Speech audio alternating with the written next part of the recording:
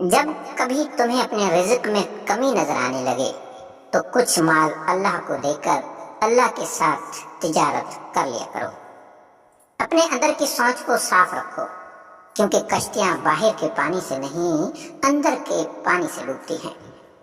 رشتوں کو بچانے کے لیے خود ایک قدم پیچھے ہٹ جانا بزدلی نہیں، انسانیت ہے۔ ہری مرچ منہ کی بدبو ختم کرتی ہے، دل کے امراض سے بچاتی ہے، جوڑوں کے درد میں آرام، جگر کے لیے فائدہ مند ثابت ہوتی ہے۔ اگر منہ اور گلا پک جائے تو ایک دو خشک دھنیا چوستے رہنے سے یقینی شفا حاصل ہوتی ہے۔ کسی پر اعتماد کرو لیکن احتیاط کے ساتھ، کیونکہ کبھی کبھی آپ کے اپنے دانت ہی آپ کی اپنی زبان کاٹ دیتے ہیں۔ آسان سا دیسی نسخہ: